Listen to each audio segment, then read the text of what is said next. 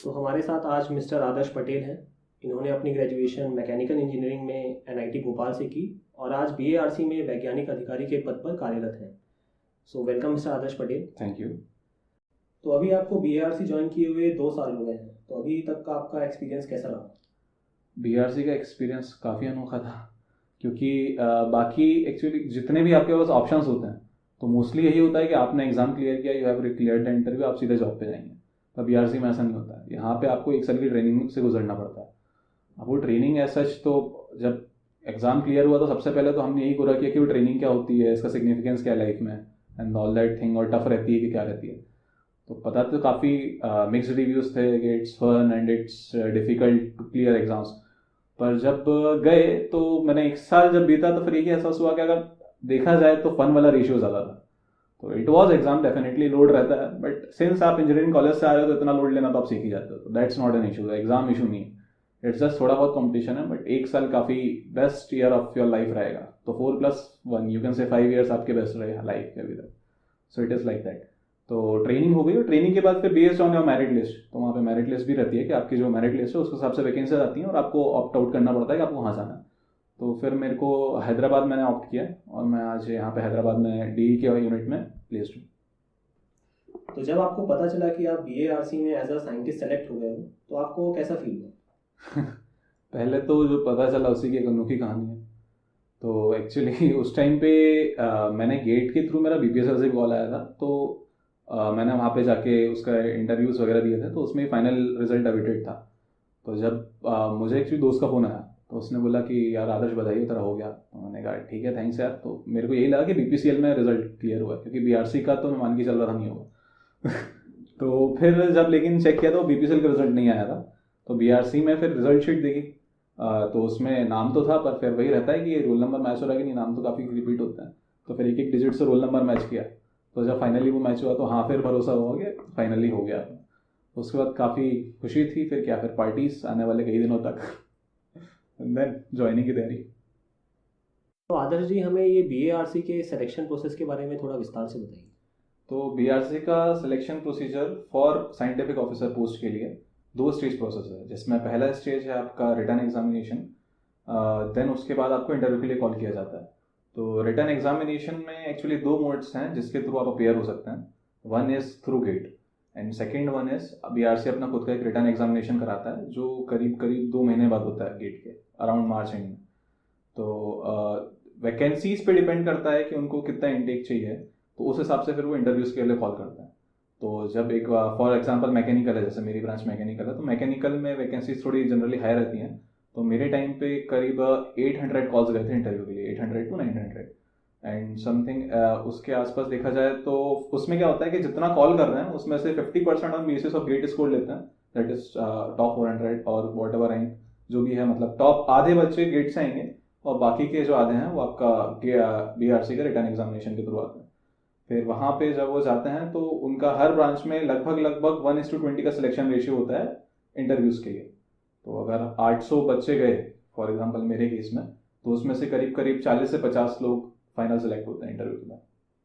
तो हमारा जो बीएआरसी का सिलेक्शन प्रोसेस है उसमें आपने बताया कि गेट और बीएआरसी ऑनलाइन दोनों के थ्रू आप रिटन एग्जाम्स दे सकते हैं। तो इन दोनों एग्जाम्स में क्या डिफरेंस है? सिलेबस वाइज दोनों में कोई डिफरेंस नहीं है। जो गेट का सिलेबस है वही सिलेबस के थ्रू आप अपियर हो सकते हैं बीआरसी रिटर्न एग्जाम में। सिलेबस में कोई डिफरेंस नहीं है। डिफरेंस आता है पैटर्न में। जो आपका गेट का एग्जाम है उसमें करीब 65 सवाल आपको करने होते हैं 3 घंटे में आंसर। वहीं आपको बीआरसी में 300 मार्क्स के टोटल 100 सवाल होते हैं जो आपको 2 घंटे में आंसर करने होते हैं। तो देखा जाए तो स्पीड थोड़ा बीआरसी एग्जाम में ज़्यादा इंपॉर्टेंट रोल प्ले करती है। तो एक्यूरेसी तो आपको चाहिए, पर उसके साथ साथ स्पीड भी होनी चाहिए बीआरसी एग्जाम में थोड़ा ज़्यादा। तो उन 100 सवालों में ऐसा कुछ फिक्स नहीं है कि एक सब्जेक्ट से इतना सवाल आएंगे दूसरे से इतना आएंगे। वो वेरी कर सकता है। उसमें मैथ्स ज़्यादा भी आ सकता है, मैथ्स कम भी आ सकता है, उसमें मैथ्स भी आता है। तो वो चीज़ वेरिएबल है। तो आपको ये ध्यान देना पड़ता है कि आप कौन सा सवाल पिक कर रहे हैं। तो उसमें selection of question becomes important, क्योंकि कोई सवाल हो सकता है जो लंबा चले तो आप उसका टाइम ज़ाया हो सकता है उसमें। तो बेटर है कि आप थोड़ा सवाल देख के अप्रोच करें, क्योंकि सारे सवाल करना तो बहुत मुश्किल है उसमें, 100 सवाल। तो वही चीज़ है, स्पीड एंड एक्यूरेसी। तो बीएआरसी ऑनलाइन एग्जाम में मैथमेटिक्स और एप्टीट्यूड दोनों पूछा जाता है? जी हाँ, मैथ्स तो पूछा जाता है, एप्टी नहीं, पर मैथ्स ज़रूर पूछा जाता है, पर उसका रेशियो कितना आएगा वो सवाल फिक्स नहीं है, पर मैथ्स रहता है। और लेकिन उसका इट्स जो आपका गेट का मैथ्स है वो उसका सेम मैथ्स होगा। तो आपने गेट की अगर तैयारी की तो उसमें फिर आपको कुछ अलग से तैयारी करने की ज़रूरत नहीं। तो आदर्श जी, जब आपको इंटरव्यू के लिए बुलाया गया तो इंटरव्यू में जाने से पहले के कुछ 15-20 मिनट पहले आपकी मनोस्थिति क्या थी? तो वहाँ पे जब हम जाते हैं तो करीब वहाँ से आपको इंटरव्यू के करीब 1 घंटे पहले ही आपको वेटिंग रूम टाइप एक जगह रहती है, वहाँ पे आपको बैठने के लिए बोला जाता है कि बारी बारी सबका नंबर आएगा। तो उसमें पैनल्स रहते हैं, तो फॉर मैकेनिकल करीब 5-6 पैनल रहते हैं, तो अलग अलग रूम्स में बैठे रहते हैं। तो आपको वेटिंग रूम में भेज दिया जाएगा। और वहाँ पे 15 मिनट्स पहले अगर देखा जाए तो जैसे जैसे टाइम क्लोज होता है, वो 1 घंटा जैसे जैसे और इंटरव्यू के करीब जाता है, थोड़े थोड़ा हार्ट बीट और बढ़ने लगती है। भले आप कितने भी रिलैक्स होना चाहें, तो वो ह्यूमन नेचर है, तो इट्स आप उसका कुछ नहीं कर सकते, ये अच्छी बात है, होना भी चाहिए। और फिर वहाँ पे लेकिन एक चीज़ है कि आप कई लोग ऐसे देखेंगे जो देश के विभिन्न कोनों से आए हैं। कोई प्राइवेट सेक्टर में जॉब कर रहा है, कोई पीएसयूज में जॉब कर रहा है, कोई शायद तीसरी या चौथी बार बीआरसी का इंटरव्यू देने आया है। तो उनसे आप उस टाइम पे उन्हीं टाइम में उनसे बात करिए, काफ़ी कुछ सीख भी सकते हैं कि क्या उनने पहले क्या गलती की थी जो पहले देखे गया 3 बार और नहीं हुआ उसका। तो आपको एक्सपीरियंस शेयर करेगा, तो आप उसको यूज़ कर सकते हैं। जो जा रहे हैं इंटरव्यू देके उसने कौन सा सब्जेक्ट अपने फेवरेट बताया, और और जो पैनलिस्ट हैं वो किस सब्जेक्ट में इंटरेस्ट दिखा रहे हैं, क्या आपका वो सब्जेक्ट स्ट्रॉन्ग पॉइंट है कि नहीं है। क्योंकि आपको ये पता होना चाहिए कि अंदर पैनल में जो है, अगर एक आइडिया लग जाए किस सब्जेक्ट में स्ट्रॉन्ग है, आप वो बोलेंगे और आपका भी वही फेवरेट सब्जेक्ट होगा, तो आप दोनों एक सही लय में जा सकते हैं। क्योंकि पैनलिस्ट जनरली वही पूछेंगे जिसमें उनका ज़्यादा डीप नॉलेज है। तो वो चीज़ आप पता लगा सकते हैं। तो वो जो 1 घंटा पहले का रहता है वो इनफैक्ट काफ़ी इंपॉर्टेंट होता है। तो उसको आप जस्ट बैठ के ज़ाया ना करें, उसमें बैठ के थोड़ा एक्सपीरियंस गेन करें, तो आगे काफ़ी हेल्प होगी उससे इंटरव्यू। तो आदर्श जी, जब आपको इंटरव्यू के लिए बुलाया गया, आप अंदर गए हम्म। इंटरव्यू हॉल में, तो वहाँ का कैसा माहौल था? आपसे क्या क्या क्वेश्चंस पूछे गए, आप थोड़ा विस्तार में बताइए। जी, तो जैसे ही मैं रूम में एंटर हुआ, तो राइट हैंड साइड में एक डेस्क थी जिसमें 4 लोगों का पैनल था। तो उसमें 4 लोग बैठे थे, उन्होंने मुझे इनवाइट किया और सीट लेने के लिए कहा, तो मैंने बैठा। और फिर एक्चुअली फिर उसके बाद जो सीधे उनका पहला सवाल था कि पहला सवाल क्या स्टेटमेंट था। तो उन्होंने पहले यही कहा कि अभी सब लोग को पता ही है क्या होता है यहाँ पे, कोरा तो पढ़ के आई होगी तुम। तो मैंने कहा जी, अब वैसे तो पढ़ा नहीं था मैंने, पर ठीक है, उन्होंने बोला तो उस चीज़ को एक्नोलेज करना पड़ेगा। मैं जी हाँ सर, आइडिया तो है। और इतना बोलते ही उन्होंने मेरे सामने पेपर रखा और सीधे बोला इसमें अपने फेवरेट 5 सब्जेक्ट लिखो। तो उसमें मतलब कोई सवाल नहीं तुम्हारा नाम क्या है, कहाँ से हो, कॉलेज, कुछ भी नहीं, सीधे 5 सेकंड के अंदर पेपर आ गया, इसमें उन्होंने बोला 5 सब्जेक्ट हमें लिख के दो। तो मैंने बाहर जब 1 घंटा, मैंने बोला वहाँ काफ़ी टाइम रहता है, तो सबसे पूछ पाछ के जो मुझे एक अच्छा आइडिया लगा और जो मेरे स्ट्रॉन्ग पॉइंट्स थे, तो उसमें मैंने फिर उसी सीक्वेंस में स्ट्रॉन्ग पॉइंट्स के सीक्वेंस में कि सबसे पहले स्ट्रॉन्ग, फिर ऐसे जो मुझे भरोसा था इस पर, तो मैंने फिर स्ट्रेंथ ऑफ मटेरियल्स लिखा, फिर fluid mechanics, then engineering mechanics, then theory of machine and then thermodynamics. Then तो उनने वो लिस्ट ली। तो एक तो ये काइंड ऑफ लक बेस्ड होता है, तो मोस्ट ऑफ टाइम्स कि वो लिस्ट पे ही जाते हैं, जो लिस्ट में लिखा है आपसे वही सब्जेक्ट पूछेंगे। पर कभी कभार ऐसा भी होता है कि वो लिस्ट से हट के ही पूछना है, ऐसा जरूरी नहीं है कि लिस्ट से हो। और मेरे केस में तो शुरू से आखिरी तक वो लिस्ट से ही टिके रहा, आखिरी में थोड़ा सवाल चेंज हुआ, पर मेजोरिटी 95% ऑफ जो मेरे से सवाल थे वो बेस्ड ऑन दो सब्जेक्ट्स ही थे। तो पहला सब्जेक्ट मेरा स्ट्रेंथ ऑफ मटेरियल्स था। तो उस चीज़ को मैंने कुछ दिनों पहले एक्चुअली उसका रिवीजन खत्म किया था, मैं थोड़ा स्ट्रॉन्ग पॉइंट था उसमें, इसलिए मैंने उसको सबसे पहले लिखा। तो स्ट्रेंथ ऑफ मटेरियल्स में उनने सबसे पहला जो मेरा सवाल पूछा कि सीधे एक पेन, काफ़ी पेपर्स रहते हैं उनके पास, पेपर्स की यूज़ करनी रहती, तो उन्होंने पेपर मेरे सामने एक और नया रखा और उसमें एक डायग्राम बनाया सी सेक्शन का। और फिर सिंपल बोला कि कैंटिलीवर है, उसका सी सेक्शन है, आप इसका एसएफडी और बीएमडी बना के देखें। तो चालू यहाँ से हुआ, पर फिर वो उसमें सी सेक्शन को ही उनने 2-3 ओरिएंटेशन में चेंज कर दिया। तो उसका ओरिएंटेशन चेंज करके उसका फिर वेरियस इफेक्ट पूछा, और फिर बेसिकली हमेशा उनका कंक्लूजन ये था कि आप मुझे बताएं इनमें से बेटर कौन सा रहेगा कौन से केस में। तो इस तरह का एक सवाल था, जो वो सवाल में ही उन्होंने चालू भले से बेसिक से किया, पर डीप जाते जाते जाते जाते बहुत बेसिक्स में गए, बहुत बेसिक्स में, और वही सवाल करीब 20-25 मिनट चला, 20 मिनट 15-20 मिनट स्टार्टिंग उसी में लग गया। फिर उसके बाद जब वो थोड़ा उससे संतुष्ट हो गए, तो फिर वो दूसरा सब्जेक्ट पे, मतलब दूसरा सवाल उतने में, जब तक एक पैनलिस्ट आपसे पूछ रहा है उतने में फिर वहां से दूसरा पेपर आ जाएगा कि अब ये वाला बताओ।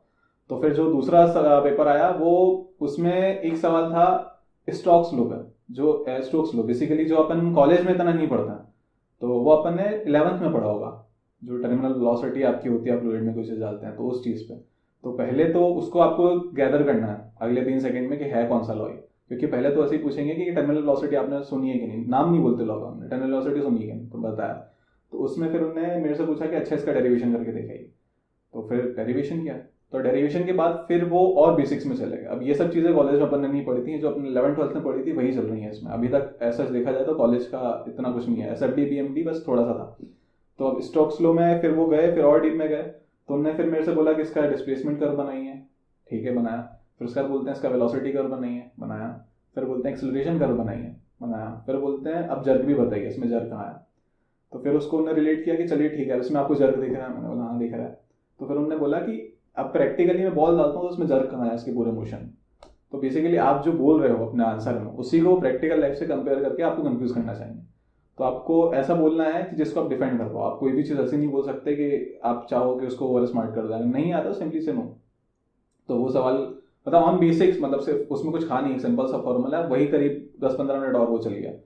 फिर उसके बाद मेरा एक जो मैंने वो इंजीनियरिंग मैकेनिक्स लिखा था, तो इसमें अगेन जो 11th में रोटेशन पढ़ते हैं अपन, तो रोटेशन में एक डिस्क है, पुली है, घूम रही है, तो उसका मोमेंट ऑफ इनर्शिया और रेडियस ऑफ जायरेशन, इन सब के सवाल पूछे। प्लस आपका उसका एक्सेलरेशन क्या होगा, स्लिप नो स्लिप कंडीशन क्या होगी, ये पूरा सब 11th-12th क्लास का, 11th क्लास का इनफैक्ट देखा जाए तो। इसमें अभी तक कॉलेज का बहुत ही कम परसेंट है। उसके बाद फिर उसके कुछ उन्होंने 1-2 सवाल पूछे, उसमें डिराइव वगैरह एक्सेलरेशन निकलवाया, तो 5-10 मिनट वो चला उस पर। फिर उसके बाद वो स्विच हुए फ्लूइड मैकेनिक्स पे, तो वहाँ से एक पेपर आया फ्लूइड मैकेनिक्स का सवाल का। तो और वो सवाल भी ऐसे पुटअप करते हैं कि जो थोड़ा प्रैक्टिकल टाइप हो, ऐसे ऐसे नहीं बोलेंगे एक सिचुएशन है, वो बोलेंगे ये रूम है, यहाँ पे नल है, यहाँ पे नल अभी ऐसा लगा है, अब लेकिन फिर आपने इसका यहाँ पे एक नल से 4 नल और निकाल दी, अभी ये सीरीज में है, फिर आपने इसको पैरेलल में चेंज कर दिया। तो इस तरह का एक सवाल मेरे से पूछा था, सीरीज और पैरेलल कॉम्बिनेशन ऑफ पाइप्स। तो वो बेसिक कंसेप्ट था, पर उसको यहाँ से डिराइव किया। तो फिर उसमें पूछते हैं कि इसमें से क्या चीज़ है, गवर्निंग इक्वेशन क्या है कि आप इससे डिराइव पे जाओगे कि किसका फ्लो रेट या किसका हेड लॉस वगैरह। तो थोड़ा उसके टेक्निकलिटीज में गए। तो मैं डेरिवेशन पे चला गया, पर वो डेरिवेशन में इंटरेस्टेड नहीं रहते हैं, वो हमेशा इंटरेस्टेड रहते हैं कि डेरिवेशन आप स्टार्ट कहाँ से करोगे, आप कौन सी गवर्निंग इक्वेशन लोगे। तो अगर आप वो बता पा रहे हैं तो उससे संतुष्ट हैं, उनको फाइनल आंसर नहीं चाहिए। और प्लस वन मोर थिंग जो मुझे थोड़ी देर बाद रियलाइज हुई, कि वो जब सवाल पूछते हैं तो आपको साथ में गाइड भी करते हैं। कई बार आप ये मिस कर जाते हैं, तो जो बोल रहे होते हैं सवाल के दौरान वो एक्चुअली आपके लिए गाइडेंस होता है कि इस डायरेक्शन में सोचो। तो यू हैव टू थिंक उस डायरेक्शन में कि हाँ ये शायद ये मेरे को गाइड करना चाह रहे हैं। तो 1-2 सवाल में मुझे जब आधा घंटा हो गया तब थोड़ा ये समझ में आया कि एक्चुअली पैनलिस्ट मुझे गाइड करना चाह रहा है सही आंसर की तरफ। तो अगर आप उनके थॉट प्रोसेस को समझ पा रहे हैं तो उनके लिए वो सफिशिएंट है। तो इट्स ज़रूरी नहीं है कि आप एकदम आखिरी तक आंसर निकाल के रहो। अगर आप सिर्फ थॉट प्रोसेस में भी जा रहे हो उनके कि हाँ ऐसा होगा, तो उनके लिए अप्रोच मैटर करती है। तो फ्लूइड मैकेनिक्स पे फिर ये सवाल हो गया, तो 5-10-15 मिनट तो ये सवाल चला। हर सवाल चालू बेसिक से होता है जो आपने किताब में पढ़ा है, और फिर वो खत्म वहाँ पे होता है जो आपने 11th-12th में पढ़ा। ये बेसिक है BRC इंटरव्यू का। तो फ्लूइड मैकेनिक्स के बाद फिर वहाँ पे और भी पैनलिस्ट बैठे थे, उनमें से एक थर्मो वाले थे शायद। तो अगले सवाल फिर लाइन से थर्मो के आ गए, पर थर्मो के मेनली डेरिवेशंस वगैरह ही पूछ रहे थे वो। डेरिवेशंस तो 1-2 अच्छे प्रैक्टिकल सवाल ही पूछा कि ये इंसुलेटर कंटेनर है या यहाँ पे आया, यहाँ से इसमें टैंक फिलिंग हो रही है। तो बेसिकली अपना वो है ओपन फ्लो और क्लोज फ्लो, तो क्लोज फ्लो पे काफ़ी सवाल पूछते हैं वो। तो ये एक्चुअली अगर आप ESA के मेंस के सवाल आपने लगाए हो तो उसमें काफ़ी क्लोज फ्लो के सवाल रहते हैं। तो उसमें काफ़ी सवाल पूछे, थर्मो के डेरिवेशंस पूछे नॉर्मल वाले, तो अगर रिसेंट में आपने किया हो तो बता सकते हैं। तो उसके बाद फिर उनने थ्योरी ऑफ मशीन पे स्विच किया। तो वहाँ से एक पैनलिस्ट ने पेपर दिया, उसमें सवाल था कि उसमें आपका स्क्रू जैक जिसका अपन कार्ड लिफ्ट करते हैं थ्रू मैनुअल प्रोसेस, वो कैसे काम करता है। तो उसका आप बताइए कौन सा स्क्रू उसमें यूज़ होता है, कैसा लिफ्टिंग मैकेनिज्म क्या है, उसका लिंक्स बताइए, उनके बीच का कनेक्शन बताइए। तो इस तरह के बेसिक सवाल इंजीनियरिंग की जरूरत है। तो ये भी अगर आपने पढ़ा हो तो आप बता सकते हैं, एक्सप्लेन कर सकते हैं। तो अभी तक ऐसे 5 सब्जेक्ट में रोज चुके थे, पर एक जो सब्जेक्ट था जो मैं जब बाहर बैठा था तो मैंने उस टाइम पे भी काफ़ी मतलब जब लोगों से पूछा जो इंटरव्यू दे के जा रहे थे, तो उन्होंने ये कहा कि वो काफ़ी हीट ट्रांसफर में काफ़ी ज़्यादा सवाल पूछ रहे हैं। तो इसलिए तो मैंने उसको थोड़ा एस्केप करना चाहा, क्योंकि जो उसमें पैनलिस्ट का ज़्यादा कमांड है तो उसमें काफ़ी डेप्थ तक जाएंगे वो लोग। तो स्टिल मेरे से आखिरी में, लेकिन फिर उन्होंने पूछ ही लिया कि क्या आप हीट ट्रांसफर भी जानते हैं थोड़ा बहुत। तो मैंने कहा हाँ सर थोड़ा बहुत तो मेरे को आइडिया है, पूछ सकते। तो फिर उसमें हीट ट्रांसफर में भी गए हो, मतलब बेसिकली 6 सब्जेक्ट भी चालू हो गए। तो फिर उसमें जो उनने मेरे सीधे सवाल पूछा, एक ग्राफ बनाया, बोले कि मेरे से जो पहले गया था, तुमसे पहले जो बंदा गया था, उसने ये आंसर दिया इस सवाल का। तो एक सिंक से एक रॉड लगा दी थी कुछ लेंथ की, तो उसका डिस्ट्रीब्यूशन बताना ना टेम्परेचर का। तो मैंने बोला हाँ सर। तो बोला कि ये जो उसने बनाया क्या है वो सही है। तो नहीं सर। तो बोलते हैं पक्का। मैंने हाँ सर पक्का। तो बोलते कैसे हैं। मैंने सर एक तो डेरिवेशन मुझे याद है इसकी, और नेचर इसका ऐसा नहीं होता, जस्ट अपोजिट होता है। तो बोलते हैं कि डेरिवेशन से हमें मतलब नहीं है, हमें फॉर्मूला भी नहीं है ना, बस तुम्हें प्रैक्टिकली समझाओ कि कैसे हो रहा है। तो फिर अगेन वो डेरिवेशन से मतलब भले नहीं, पर लेकिन अगर आपको डेरिवेशन आती है तो आप बता सकते हैं उसको प्रैक्टिकली। वो डेरिवेशन में आप एक लेंथ पे जाके उसका एक छोटा सा एलिमेंट लेके उस पर इक्वेशंस लगाते हैं हीट बैलेंस की। तो जब उस चीज़ को अगर आप उनको वर्ड्स में समझा दोगे कि यहाँ से आपका एक एलिमेंट लिया, उसमें ये हीट यहाँ जा रही है, ये हीट यहाँ जा रही है, तो वो चीज़ आप समझाओगे तो वो समझ जाएंगे कि हाँ ठीक है इसको पता है। तो डेरिवेशन करने की जरूरत नहीं, आप इतना बता दो फिर वो एग्री कर देंगे।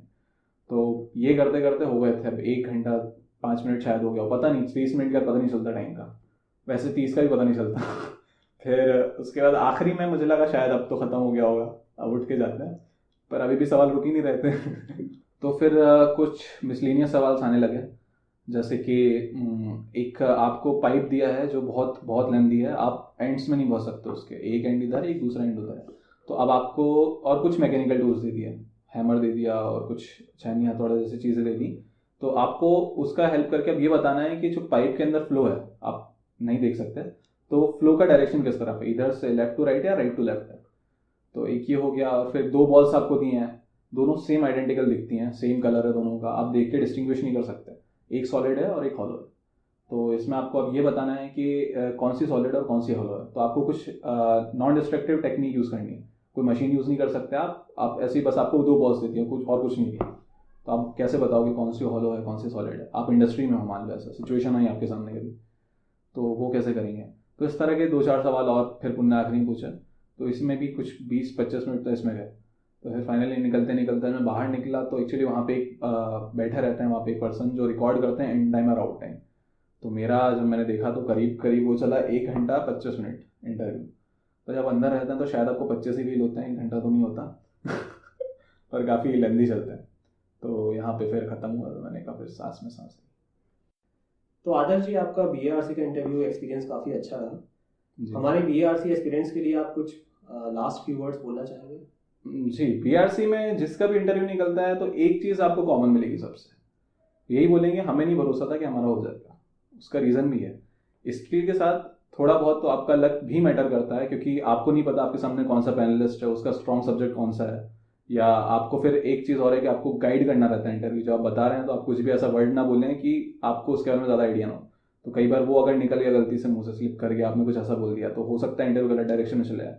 स्टार्ट बहुत इंपॉर्टेंट है, आप स्टार्ट हमेशा स्ट्रॉन्ग सब्जेक्ट से होनी चाहिए।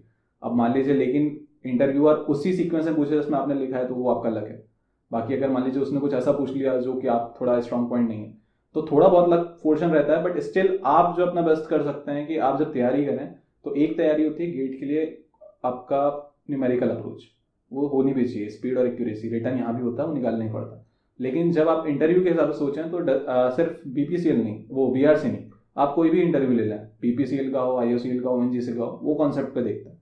तो उसके लिए आपको इन डेप्थ नॉलेज होनी चाहिए सब्जेक्ट की। तो जिसके लिए बुक्स पढ़ें तो वो बेटर रहेगा, क्योंकि बुक्स में डेरिवेशंस और थोड़ा एग्जांपल्स जो रहते हैं वो आपको क्लियरिटी देंगे कि बेसिक क्या है। तो एक बार आप बेसिक हिट कर गए तो वो सफिशिएंट रहता है इंटरव्यूज के लिए, क्योंकि उनको एंड रिजल्ट से इतना मतलब नहीं है। अगर आप सिर्फ गाइड कर रहे हो सही डायरेक्शन में तो वो सफिशिएंट है। थैंक यू आदर्श जी हमारे साथ जुड़ने के लिए। जी बहुत बहुत शुक्रिया।